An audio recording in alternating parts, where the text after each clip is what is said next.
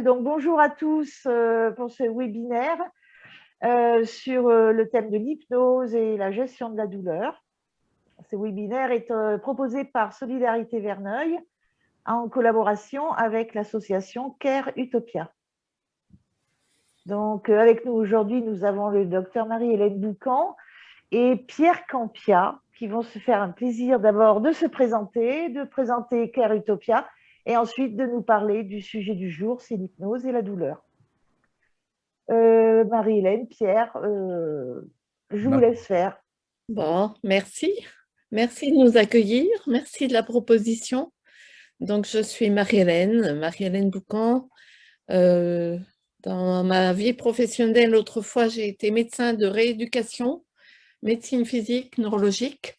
Voilà, j'avais un service d'éveil de coma de patients cérébro-lésés graves. J'ai moi-même une maladie génétique rare, évolutive, et j'ai fait une thèse de philo, ne pouvant plus travailler, et dans laquelle j'ai démontré combien les soins de support, c'est-à-dire ce ne sont pas des soins qui remplacent la médecine, mais des soins qui viennent compléter la prise en charge médicale, étaient faciles d'accès quand on avait une maladie cancéreuse, parce que payée par la Ligue contre le cancer, mais était très difficile d'accès quand on avait une maladie autre, entre autres les maladies rares. Voilà, et donc une fois que j'ai eu soutenu ma thèse de philo, j'ai eu un petit groupe de personnes qui se sont réunies autour de moi. J'ai rencontré Pierre à notre formation d'hypnose à Lyon et on a créé une association pour proposer des soins de support à toute personne qui avait une maladie chronique, des douleurs et à un prix accessible qui est mineur sur Lyon, qui est de 7 € par atelier. Voilà, donc on a des ateliers d'hypnose, de socio-esthétique, d'écriture, artistique. Voilà, c'est les ateliers principaux. Et puis en septembre, on va commencer des ateliers de méditation de pleine conscience et avec un programme de gestion de la douleur qui va être sur plusieurs séances. Voilà notre proposition. Et je suis encore un petit peu essoufflée quand je parle parce que j'ai eu un Covid grave, donc il faut m'excuser pour l'essoufflement. Voilà, je parle la parole à Pierre. Merci, bonjour à tous et à toutes. Donc moi, Pierre Campia, je suis un ancien professionnel de santé aussi, infirmier cadre et enseignant dans le milieu hospitalier. Je collabore avec Marie-Hélène dans l'association en qualité d'hypnothérapeute, mais aussi comme trésorier de l'association. Et puis aussi, j'ai une activité maintenant en tant que retraité depuis 1 an ou 2 de thérapeute. J'ai un cabinet, je suis en Ardèche actuellement. Voilà. Très bien, merci à vous deux. On va commencer. Rien d'autre à rajouter? On peut dire comment ça va se dérouler. Donc, il y a un PowerPoint que l'on va commenter, Pierre et moi.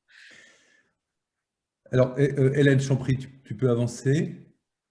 Voilà. Donc, on va vous proposer quelques définitions d'hypnose, mais je vais aussi vous donner quelques éléments que vous connaissez bien autour de ces perceptions-là. Hein, voilà. Bon, le personnage le plus important pour nous dans la pratique que l'on a, c'est Milton Erickson. C'est un psychiatre américain hein, qui, en fin de compte, a vraiment développé de façon thérapeutique auprès de ses patients. C'était lui-même aussi quelqu'un qui avait aussi une maladie suffisamment, qui portait un handicap assez sérieux et qui a aussi dépassé tous ces problèmes-là et a beaucoup aidé ses patients. Hein. Plus qu'une définition, mais là vous pouvez la lire, vous avez déjà probablement aujourd'hui déjà expérimenté l'hypnose. Tous les jours, nous faisons une expérience hypnotique, c'est-à-dire que nous sommes dans une forme de rêverie, nous sommes bien présents dans un lieu, mais nous sommes ailleurs. l'exemple que je donne le plus classique, hein, vous êtes à la gare, vous attendez quelqu'un ou vous allez partir prendre le train, vous êtes assis, il y a du monde qui passe, et puis vous fixez votre attention sur le panneau des arrivées ou des départs.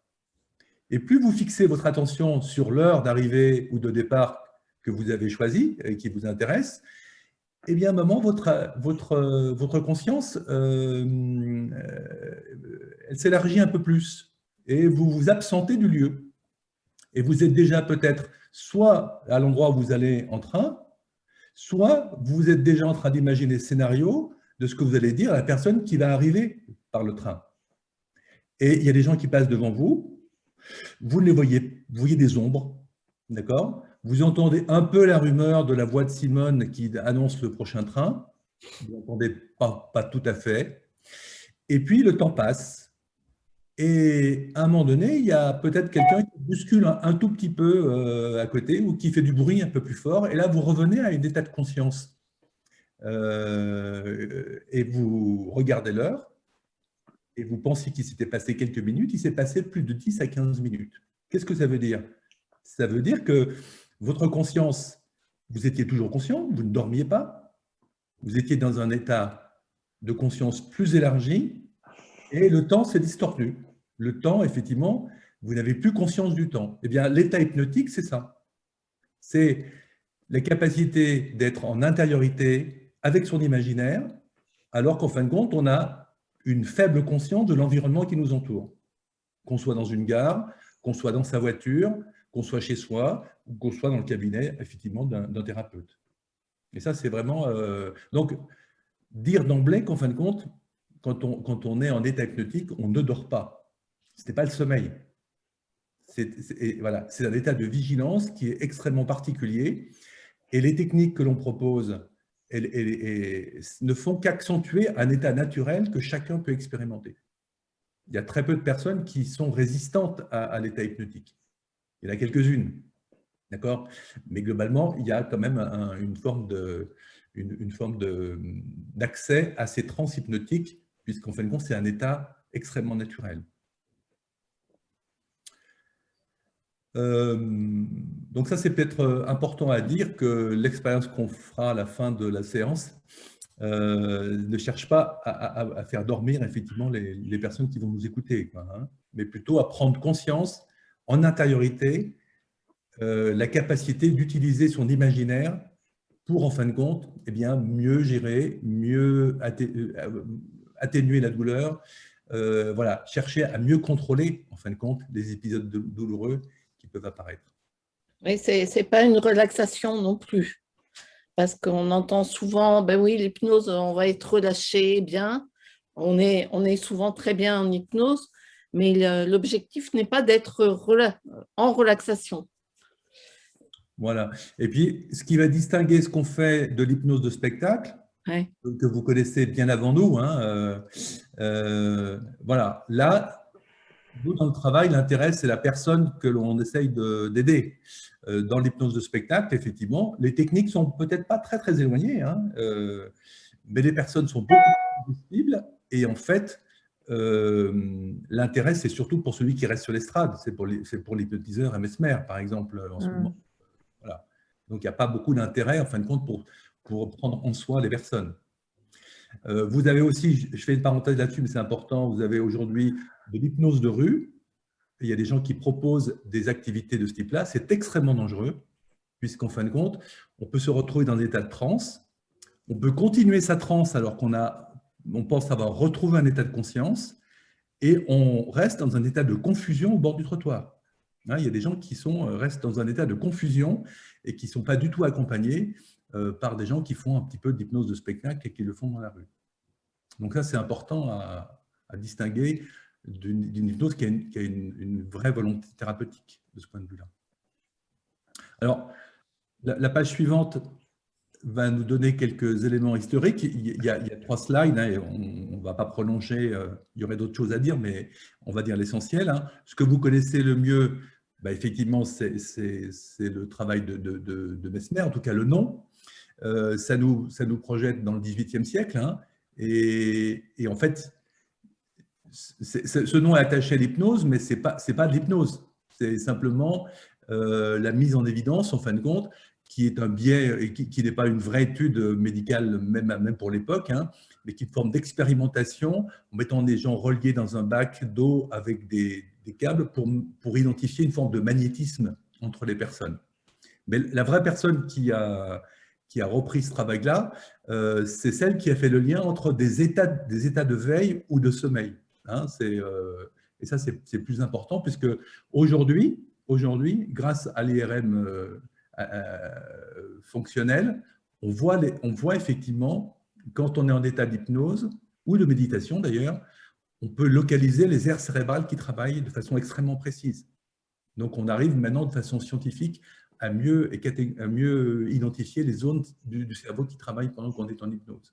En fait, on a un cerveau qui, à ce moment-là, comme on n'a pas de tâche extérieure, les neuroscientifiques appellent ça un cerveau qui se met par mode, par défaut.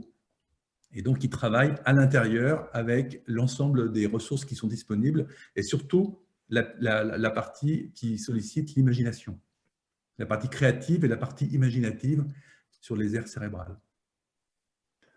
Alors, plus près de nous, hein, dans ce petit moment historique, hein, bon, c'est Charcot, là aussi vous connaissez, hein, à la Salpêtrière, avec effectivement ces patientes, mais plus encore, c'est Bernheim à Nancy, hein, qui vraiment va dissocier de la pathologie, en fin de compte, l'état hypnotique aussi pour des personnes qui n'ont pas de pathologie particulière.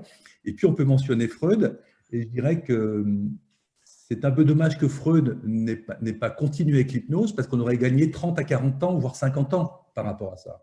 Parce que Freud a traité la psychanalyse comme un objet scientifique dans un premier temps. Et s'il avait continué après Charcot, avec son expérience, d'utiliser l'hypnose, je pense qu'on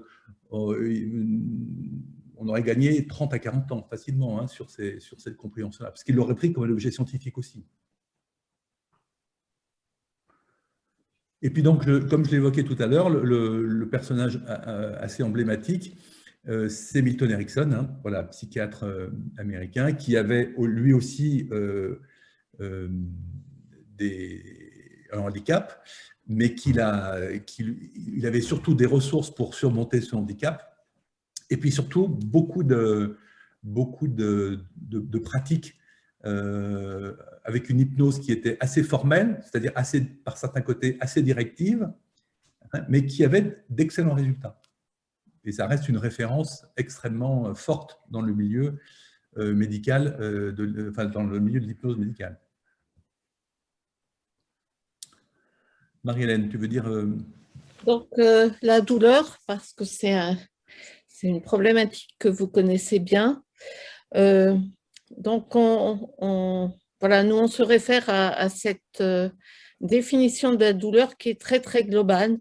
On dit qu'elle est holistique parce qu'elle prend en compte toute la dimension de la personne, une expérience sensorielle, donc la perception physique de la douleur, émotionnelle, désagréable, associée à une lésion tissulaire réelle ou potentielle, ou décrite dans des termes évoquant une lésion, quelque chose de lésionnel au départ. Donc, il y a plusieurs composantes dans la douleur. La composante sensorielle, qui est de le ressentir, c'est le physique. La composante affective et émotionnelle, par exemple, en médecine, on parle du syndrome méditerranéen, qui sont souvent des dames qui habitent le sud de la France voilà, et qui ont une manière très expansive, très extériorisée d'exprimer leur douleur. Donc, il faut toujours un petit peu prendre en compte le contexte du vécu de la douleur pour pouvoir proposer une prise en charge. Les composantes cognitives, c'est-à-dire le sens. Est-ce que la douleur a un sens ou pas du tout? Et voilà, il y a des personnes qui n'expriment pas leur douleur parce que des retours très anciens, la douleur rédemptrice, par exemple, ou alors qui estiment qu'ils l'ont mérité. Bon, nous, on ne rentre pas du tout là-dedans, mais quelqu'un peut avoir cette représentation et cette composante. Et puis, les composantes du comportement, c'est-à-dire qu'est-ce que ça va induire dans la relation et surtout dans l'expression de la douleur.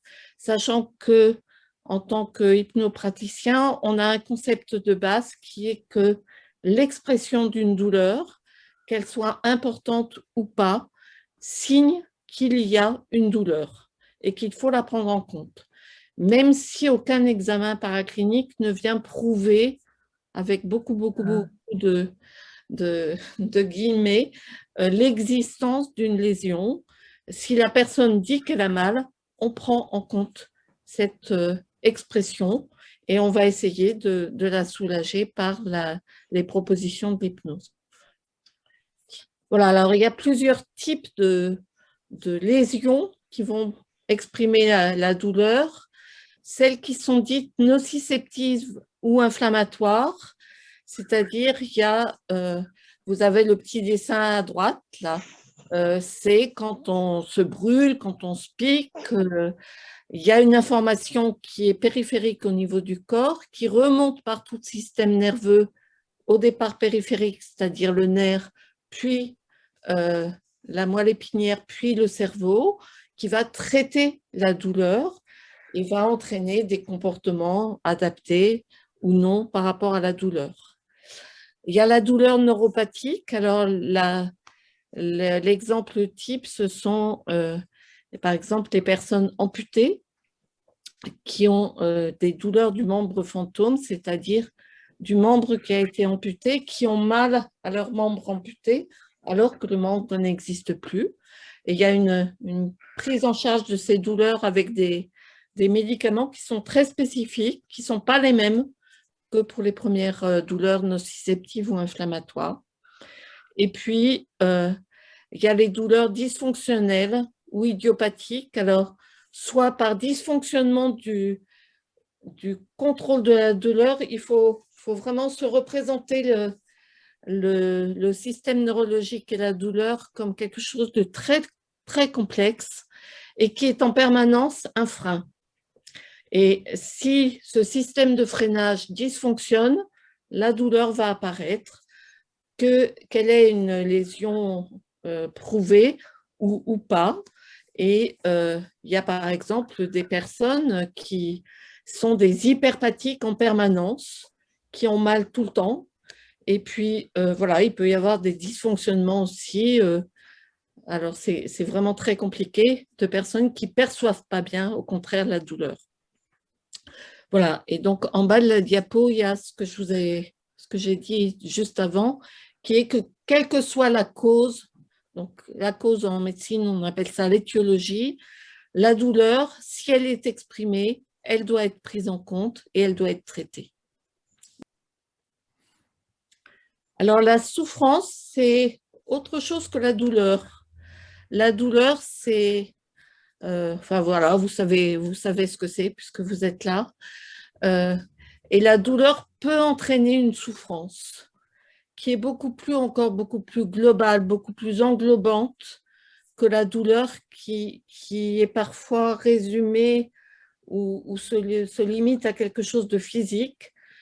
Mais souvent, la douleur s'accompagne d'une souffrance qui, elle, est donc plus entière, je dirais, d'ensemble de la personne et qui demande une approche aussi bien thérapeutique, médicamenteuse que globale pour essayer de soulager, de faire en sorte que la souffrance de la douleur soit moins importante. Et c'est aussi ce qu'on essaye de faire un petit peu dans les propositions de prise en charge. J'aime pas du tout ce terme de prise en charge parce que je trouve que ça évoque une mainmise sur la personne. Voilà, je préfère donner un soin qu'une prise en charge de la douleur. Donc, donner le soin à la personne pour qu'elle puisse être mieux et moins ressentir sa douleur et sa souffrance. Voilà, c'est un petit peu ce qu'on essaye de proposer avec ces thérapeutiques qui ne sont pas donc médicamenteuses et qui viennent en complément du traitement médical en tant que tel. Alors, le Le grand risque d'une douleur qui devient chronique, c'est ce qu'on appelle le déconditionnement. La douleur, soit on sait la traiter, c'est la partie droite de la diapo.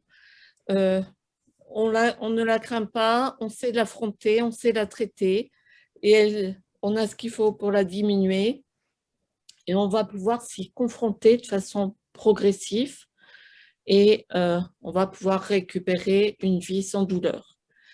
La grosse difficulté, c'est sur la partie gauche de la diapo, quand la douleur, elle submerge, quand on ne peut plus arriver à vivre avec.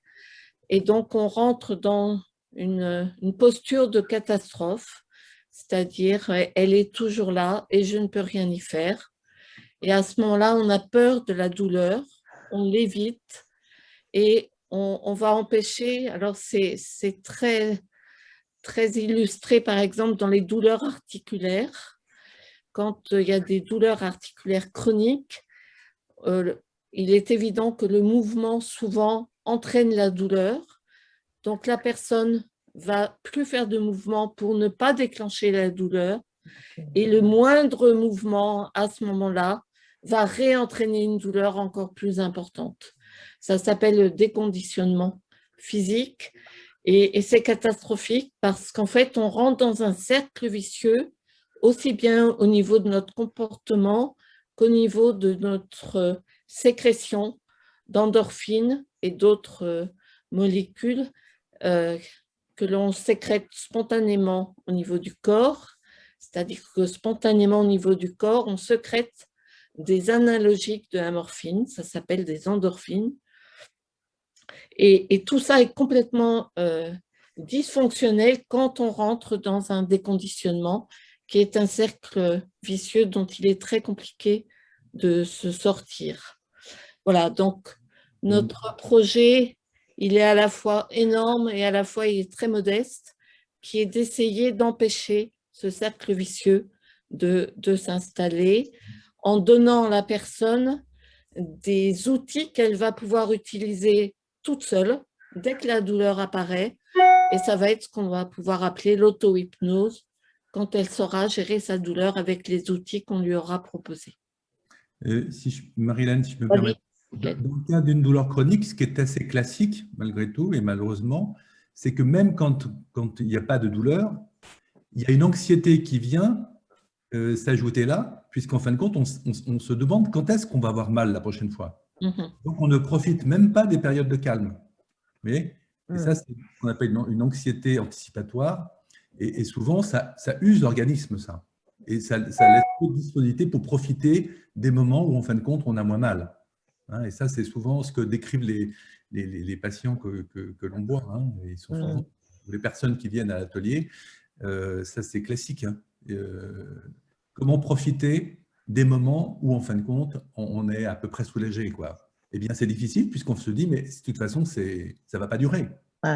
Forcément, quelque chose qui va faire qu'en fin de compte, ça va reprendre. Donc, toute cette phase-là, on est extrêmement en tension.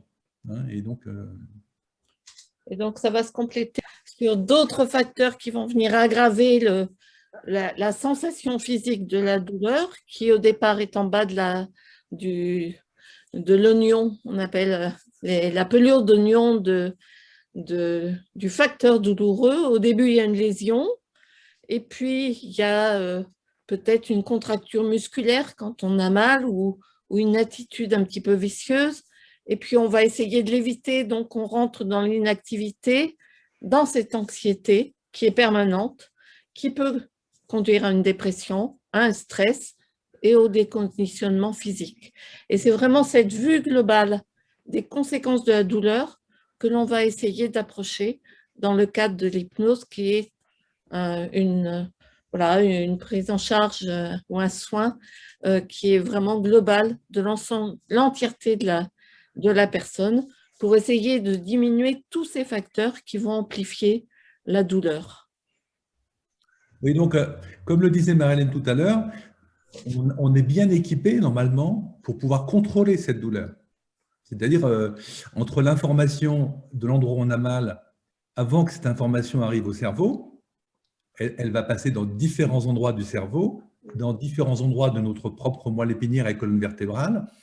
Et donc, il y a tout un jeu comme ça de neuromédiateurs qui vont effectivement ouvrir des portes pour envoyer un message pour dire d'abord où est-ce que j'ai mal, est-ce que ça va durer, quelle intensité ça a, est-ce que ça m'apparaît aussi grave. Enfin, vous voyez, c'est donc la dimension à la fois sensorielle, la dimension émotionnelle et la dimension cognitive.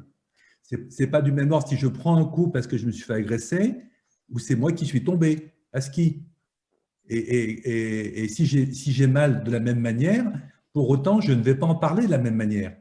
Et émotionnellement, la blessure émotionnelle pour l'agression sera beaucoup plus importante qu'une blessure émotionnelle de chute de ski. Si ce n'est pas trop grave encore, ou si je m'en remets, je vais peut-être même en rigoler avec ceux qui étaient avec moi, qui m'ont vu faire une pirouette dans la neige, quoi. Par contre, si j'étais agressé, effectivement, le message qui va monter au cerveau va être aussi extrêmement puissant de ce point de vue-là. Hein. Donc, on a tout un système, là, on peut le voir dans le schéma, hein, d'influx nerveux qui vont, en fin de compte, remonter le long du cerveau pour traiter cette information. Et normalement, il y a des portes qui s'ouvrent et des portes qui se ferment. Il faut avoir ce schéma-là, de portes qui s'ouvrent et de portes qui se ferment, qui permet effectivement de limiter, puisque dans une agression, dans une chute ou dans un traumatisme, en fait, on est équipé pour essayer de traverser ce traumatisme et se remettre en sécurité à l'abri. Donc, en fin de compte, on a notre organisme qui va démultiplier ses capacités pour pouvoir passer le cap. D'accord ? Donc, quand on a un traumatisme important, on se relève et on ne ressent rien d'abord. La semaine dernière, j'avais une patiente, elle est tombée à l'arrière en tirant avec un coup de râteau dans sa maison. Elle est tombée de 3-4 mètres et elle m'expliquait qu'en fin de compte, elle s'est relevée, elle a remonté les escaliers, elle est allée dans sa maison, elle a téléphoné à ses enfants. Elle avait une fracture de l'omoplate, une fracture de la clavicule et une fracture du bras. Et c'est seulement une fois qu'elle s'est dans son fauteuil qu'elle a senti qu'elle avait quelque chose. Donc, vous voyez qu'on a quand même équipé pour contrôler la douleur. C'est important de comprendre ça parce que l'hypnose va aussi agir sur certains noyaux gris du cerveau pour pouvoir effectivement fermer de temps en temps la porte de la connexion effectivement avec la douleur. Donc là, voilà, bon, les traitements, l'hypnose ne va pas remplacer certains traitements. Il a le projet, en fin de compte, à des conditions de diminuer l'utilisation de ces traitements. Donc, comme disait très justement Marie-Hélène, on est bien dans une activité complémentaire. Ce n'est pas une activité de substitution. Hein. C'est important de continuer à suivre les orientations médicales et le traitement qui est proposé. Si on en prend moins, tant mieux. Si l'hypnose et l'auto-hypnose permet de moins prendre des antalgiques ou d'autres types, ou du CBD ou d'autres produits, c'est extrêmement important. En séance, d'abord, c'est vous qui faites le travail, ce n'est pas nous. Nous, on est juste un support. Et Erickson disait, mais il ne faut pas en dire beaucoup. Il faut lancer la personne et la personne fait son job toute seule. Mais avec les enfants, ça marche très bien parce que vous pouvez l'emmener dans son imaginaire, mais vous ne pouvez pas le faire toute seule.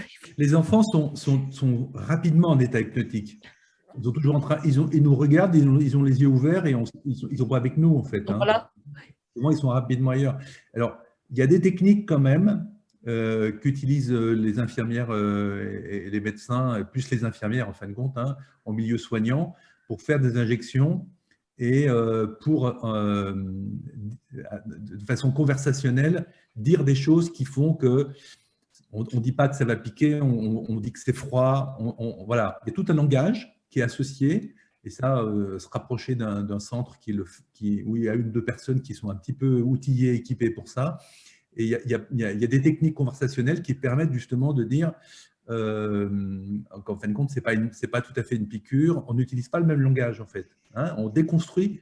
Il faut apprendre à complètement déconstruire le langage qu'on a habituellement. Oui, alors nous avons effectivement une mémoire traumatique. De toute façon, nous avons aussi une mémoire de la douleur, puisque nous avons toujours un point de référence en disant, mais j'ai mal comme la dernière fois, et les femmes le mesurent savoir par rapport à la douleur de l'accouchement, par exemple. Donc, il y a une forme de gradient, hein, on se pose toujours la question. Donc, on a une mémoire d'une douleur qui était insupportable. Et on va la comparer avec ce qui nous arrive. Est-ce que c'est aussi important, c'est moins important, et émotionnellement et cognitivement, ça va avoir du sens. Hein, on se dit, ah ben non, c'est pas sur une… Et comme on le mesure de temps en temps sur une échelle de façon subjective, hein, sur une échelle on va dire, bah oui, la douleur est à 5, la douleur est à 10, la douleur est à 10, c'est insupportable. Donc ça c'est des éléments de la mémoire de la douleur. Après, il y a une mémoire qui est plutôt traumatique, et là, sont condensés dans notre cerveau, dans des zones de l'hippocampe et de l'amygdale, en fin de compte, sont condensés et cristallisés, en fin de compte, le traumatisme et la douleur du traumatisme, qui restent condensés. Et là, il y a des techniques ou des approches thérapeutiques pour effectivement purger le canal sensoriel émotionnel qui est en lien avec l'événement traumatique. Voilà. Alors, pour être concret, j'ai reçu un coup de téléphone pour une consultation cet après-midi d'une dame de 70 ans qui, en fin de compte, est tombée il y a 5 ans et consulte. Elle s'est fait extrêmement mal. Donc, et maintenant, elle a beaucoup de mal. Dès qu'un sol est mouillé ou incertain, elle a peur de tomber.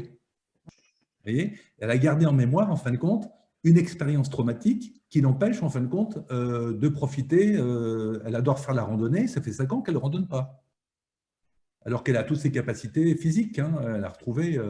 reste l'anxiété devant un sol instable, puisqu'il était à l'origine, et sa mémoire, elle a conservé, en fin de compte, l'événement source. Et le travail, c'est de retourner vers l'événement source pour en apaiser ou en purger la dimension sensorielle émotionnelle. Et ça, on y arrive. Sur ce type de traumatisme, en tout cas, on y arrive rapidement. Sur d'autres, c'est beaucoup plus long. Et pas obligatoirement que par l'hypnose. Alors là, c'est plutôt le MDR, par exemple. Voilà, c'est des approches comme ça de simulation bilatérale. Alors oui, alors le MDR, c'est un acronyme anglo-saxon. Hein. Alors c'est Eyes Movement, hein. EM, Eyes Movement, Recognizing, EMDR, Desensibilisation, Recognizing. Alors ça veut dire, qu'est-ce que c'est? C'est justement revenir aux événements sources. Et à la faveur du retour d'évocation de ces événements sources qui ont été l'origine du traumatisme, on fait en même temps de la simulation bilatérale, c'est-à-dire on fait bouger les yeux de droite à gauche en suivant ce mouvement. On répète en fin de compte le même mouvement que l'on fait quand on dort lors du sommeil paradoxal, puisque le cerveau a la capacité de retraiter des informations dysfonctionnelles. Vous le savez tous, le soir, on n'est pas forcément très bien, on a eu quelques problèmes dans la journée, on se dit une bonne nuit de sommeil va peut-être faire l'affaire, et le lendemain matin, on a purgé une partie de nos problèmes. Ils sont tous là, il y en a encore quelques-uns, hein, mais on s'est débarrassé de quelques problèmes. Et c'est pendant ce sommeil paradoxal, cette phase de retraitement de cette information dysfonctionnelle, en fin de compte, on va être délesté en fin de compte de la surcharge émotionnelle par rapport à des événements de la journée ou tout dépend de l'ancienneté du traumatisme, tout dépend effectivement de la gravité du traumatisme. Mais comme en hypnose, ce n'est pas tellement la nature du traumatisme, c'est la blessure émotionnelle qui est provoquée par le traumatisme que l'on traite. Mais toute personne vivant la même chose ne va pas avoir la même intensité émotionnelle par rapport à ce traumatisme-là. Tout le monde ne vit pas la même maladie de la même manière. Vous savez mieux que moi. Voilà. Donc, tout le monde n'a pas la même expérience autour de la maladie. Donc, nous, dans nos approches d'atelier, on s'intéresse à ça. On s'intéresse à l'intensité émotionnelle qui provoque la douleur. Et chacun vit singulièrement une expérience extrêmement différente. Même si, dans l'atelier à 3-4 personnes, il y a un partage rapide parce qu'on partage aussi on partage sensiblement aussi des mêmes expériences. Mais dans la singularité, c'est assez personnel. On va peut-être passer à un petit exercice, sachant que l'objectif, en tout cas dans les ateliers de Care Utopia, c'est d'apprendre à la personne à être autonome et donc à pouvoir faire des temps pour elle de ce qu'on appelle l'auto-hypnose. Donc, ça s'apprend. Voilà, on a aussi des facilités très différentes les uns des autres d'y arriver tout seul. Moi, par exemple, je suis vraiment aidée si j'ai un support audio. Il y a des personnes qui arrivent très bien sans support audio, qui sont aidées peut-être par de la musique. Enfin, c'est un apprentissage qui fait que l'on se connaît soi-même et après, on a notre chemin pour pouvoir y aller. Donc, les consignes un petit peu pour se mettre en auto-hypnose soi-même, elles sont un petit peu au départ, elles sont classiques. Il faut bien s'installer. Si vous n'êtes pas installé, si vous êtes entre deux chaises, ça ne va pas le faire. Donc, il faut plutôt avoir une bonne posture avec des points de contact sur le support, que ça soit, on peut faire de l'hypnose dans toutes les positions, même en position debout. On peut le faire assis, sur une chaise, sur un fauteuil. On peut même le faire en position allongée, sachant que l'objectif n'est pas de s'endormir. Mais si on s'endort, ce n'est pas grave non plus. On accueille ce qui se passe. Quand on essaye soi-même de partir en auto-hypnose, c'est bien au début de se définir le temps que l'on se donne. En fait, c'est un temps pour soi, pour prendre soin de soi. Et voilà, c'est important de se dire, voilà, je me donne 5, 10, 20 ou 20 minutes. Et ce qui est très étonnant, c'est que sans se mettre de montre, ni de réveil, ni de quoi que ce soit, en général, tout seul, on va sortir à la fin du temps que l'on s'est donné au début. Fond sonore, c'est vraiment en fonction de chaque personne. Si on se met un fond sonore, c'est bien de mettre quelque chose de très lent et de très répétitif parce que ça va du coup travailler notre conduction auditive, sachant qu'on est soit des personnes qui sont kinesthésiques, on est dans le mouvement tout le temps, ou bien on va être plutôt dans le toucher, ou bien plutôt dans l'auditif. On a des canaux qui sont un petit peu spécifiques à chacun. Et puis, quand ce n'est pas uniquement pour traiter la douleur, il faut se donner un objectif à traiter, puisque c'est un soin que l'on se fait en prenant soin de nous. Voilà, donc ça peut être traiter une douleur, mais ça peut être traiter le stress, ça peut être traiter une problématique autre. Il y a des week-ends pour apprendre l'auto-hypnose qui existent, qui se font sur un week-end avec des procédures un petit peu précises. Donc vous êtes, je ne sais pas, a priori, vous êtes toutes assises, donc vous avez voilà, un siège, un fauteuil, une chambre, je ne sais pas.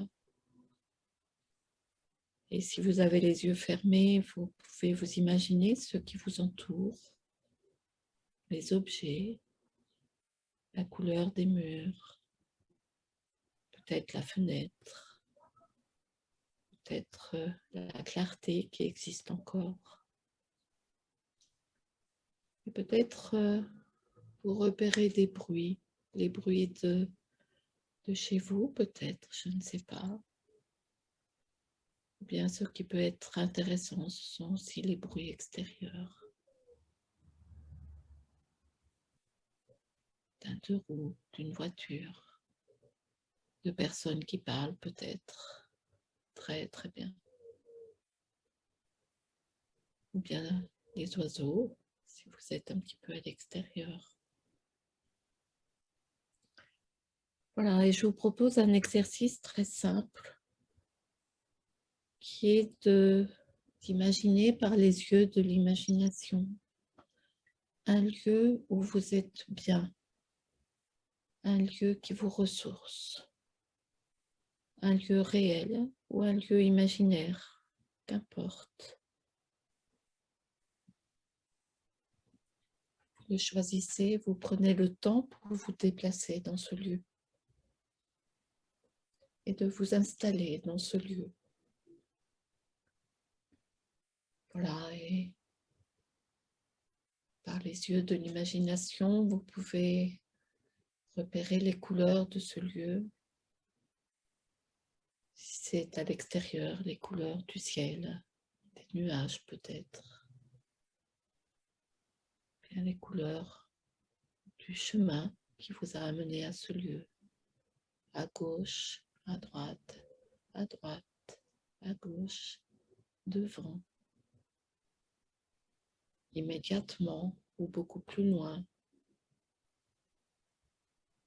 Et vous pouvez aussi prendre conscience du contact ou des mouvements que vous avez dans ce lieu. Est-ce que vous êtes immobile, assise, à genoux, couché, je ne sais pas, ou bien en mouvement? Voilà, et vous portez votre attention sur ce contact entre le sol, quel qu'il soit, et vous-même.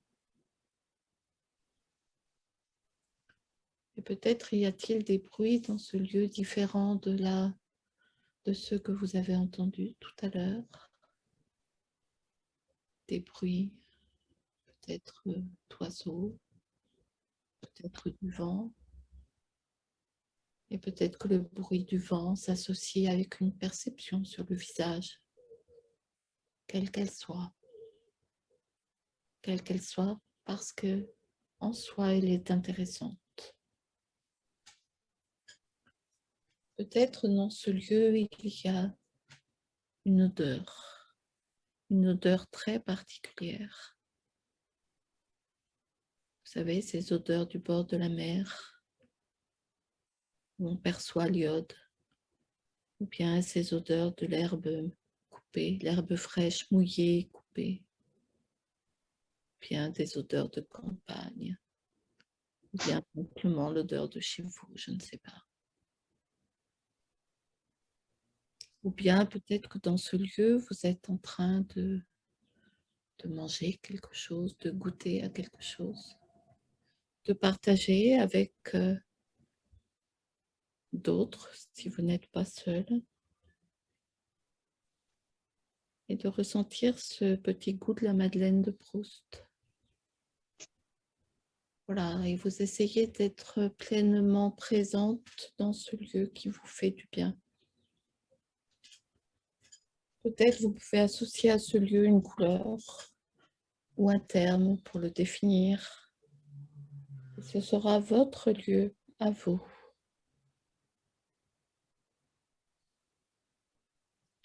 Un lieu où vous pourrez revenir quand vous le souhaiterez, autant de fois que vous voulez, parce que la partie non consciente de votre cerveau en a tracé le chemin.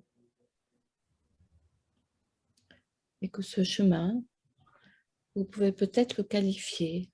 Quelle est la perception que vous ressentez dans ce lieu, en y étant présente avec tous vos sens?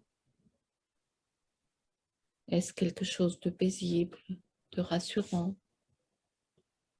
de serein, de joyeux, ou bien sans adjectif particulier? Ça n'a pas d'importance.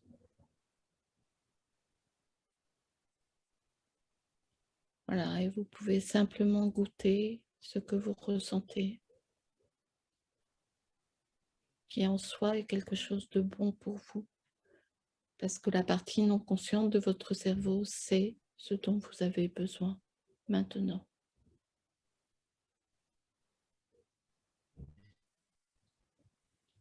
Là, et en gardant en mémoire cette petite expérience, ce chemin, sachant que le travail va pouvoir se continuer dans les heures, les nuits, les jours qui viennent, et en ne gardant que ce qui vous est nécessaire et indispensable, et en laissant de côté ce qui ne l'est pas.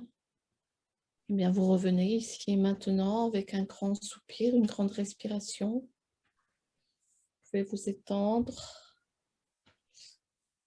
retoucher le sol avec les pieds, vous bougez sous votre chaise pour être bien sûr d'être là.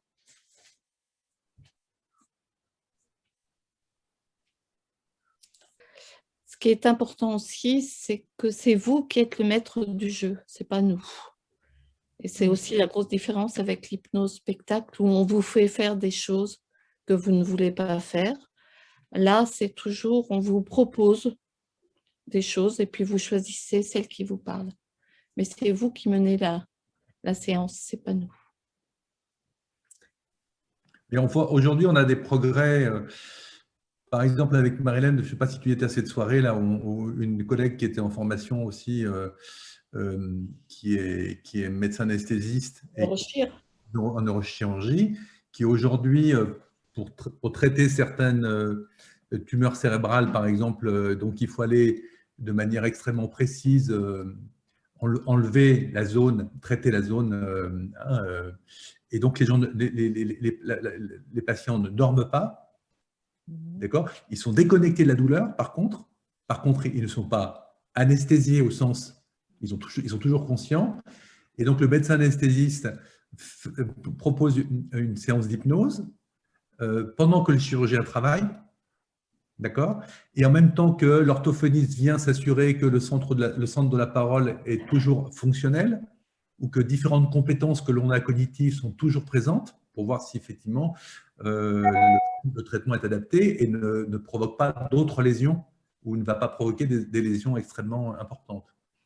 Et donc, vous voyez un petit peu le travail que fait à la fois le médecin en tant que médecin anesthésiste, mais aussi en tant qu'hypnothérapeute, hypnopraticien, de manière effectivement à tenir la personne. Alors, qu'est-ce qu'elle fait ? Elle part à partir d'un voyage qu'a fait peut-être éventuellement la personne, une expérience de vie qu'elle a fait à un moment donné, et puis on déroule le fil, quoi. Mais comme Marilyn l'a fait, c'est-à-dire sur le plan des couleurs, sur le plan des odeurs, sur le plan des sens, voilà. Là, en question, c'était retrouver ses petits-enfants, le bruit des enfants, jouer avec les petits-enfants, jouer au ballon, jouer, voilà, hein, jouer dans l'eau. Et il faut que ça dure le temps de l'intervention chirurgicale.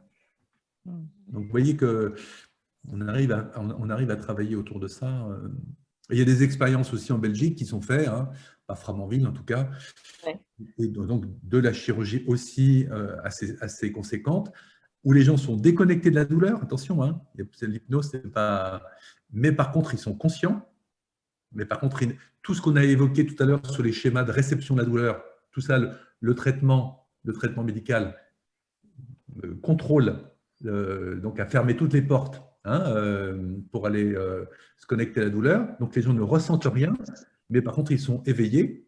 Et donc à ce moment-là, effectivement, il faut les emmener ailleurs. Ce n'est pas des thérapies longues en général, hein, quand même.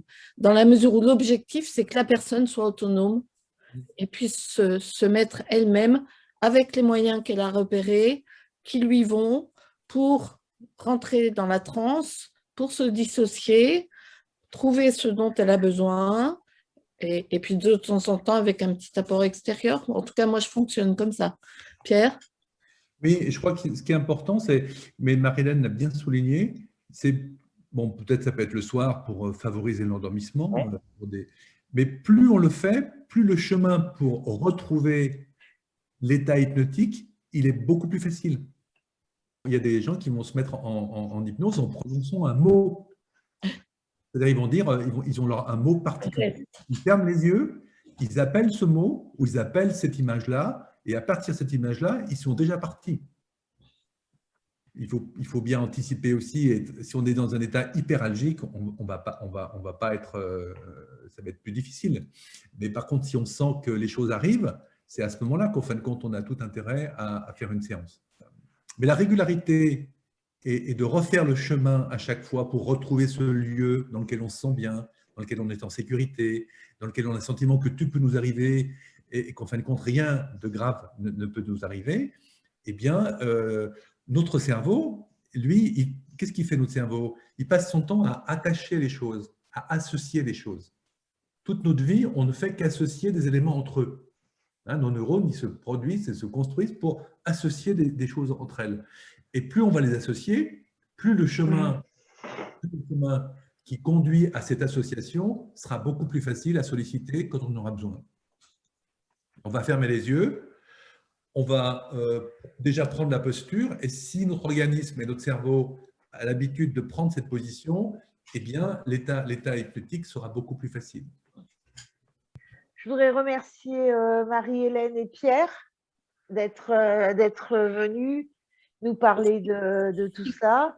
Si quelqu'un veut des infos, il passe par toi. Il n'y a pas de problème. Si vous avez besoin d'infos complémentaires, vous me contactez via le site ou la page Facebook. Je vous orienterai vers Care Utopia. Je remercie Pierre, je remercie Marie-Hélène, je remercie Care Utopia. Et puis, on se tient au courant. Je vous souhaite à tous une très, très bonne soirée et à très bientôt. Au revoir.